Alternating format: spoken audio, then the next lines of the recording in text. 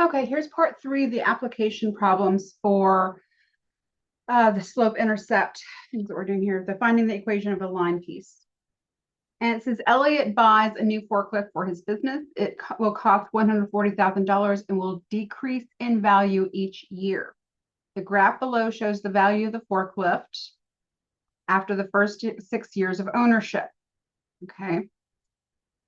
It says, how much is the forklift worth after 6 years? So the first thing you need to understand is the 140,000 is the y-intercept. That is the B. All right.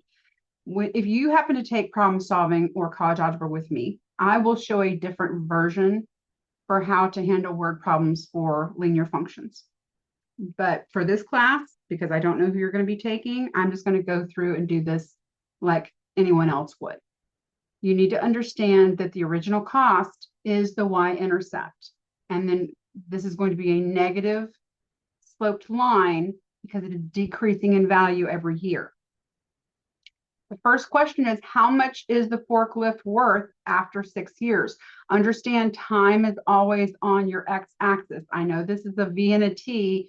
The T is representing the time, okay, because time is down here. So how much is it worth after 6 years? Well, you got to find the 6 years and go see where that is hitting on the line. And it looks like it's to be hitting 20,000 at 6. When you're answering questions from application problems, when you're given a question and sent in question format with words, your answer should be represented in words as well. Complete sentence with correct units, correct rounding. So I just want you to understand that, and that's in all classes going forward. How much is the forklift worth after 6 years? Use their words. The forklift is worth, don't forget your dollar sign, $20,000 after 6 years. Okay. After how many years is the forklift worth $80,000? So we need to come up here and find 80,000, find where it's hitting that on the line, right there. And where is that in relation to the time? And that is 3 years. So we'll say after 3 years, the forklift is worth $80,000. Not asking you to come up with anything crazy. Don't forget your dollar sign. Units are important.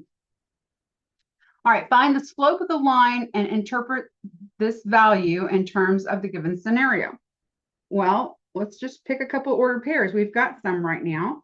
We've got ordered pairs that in 3 years, it's 80,000.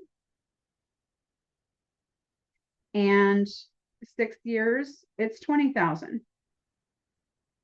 We can find the slope.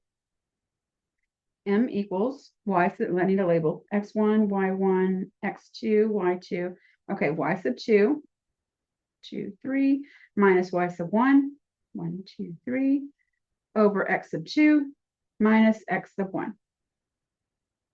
So that is a negative 60,000, 2, 3, over 3, which is negative 20,000. Now you got to understand, slope is always over something, and this is over 1.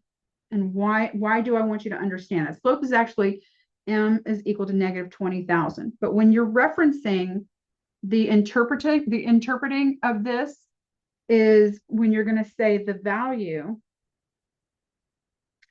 decreases. So the value of the forklift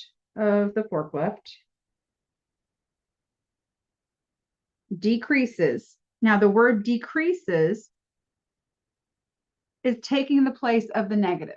You're not going to say decreases by negative 20,000. That's a double negative, and that makes me want to hurl. So the value of the forklift decreases by, don't forget your sign, dollar sign, $20,000. And then how often? Per year. But that means you have to have this over 1 to represent the 1 year, because it's dollars per year is what a slope is always dollars per year. miles per hour. It's always multiple units.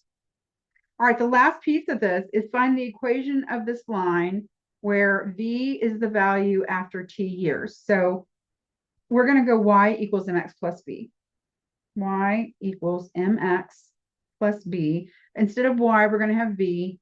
Instead of X, we're going to have T. That's the only thing that we're doing differently here. Don't freak out. No, they're not letters of the alphabet. They are representing numbers. They're just a variable to represent numbers that we can plug in for them. Our M is negative 20,000. 2, 3. We got T, and then our B is 140,000. And that's it. That's your line. All right, that's it for this section. Let me know what questions you have.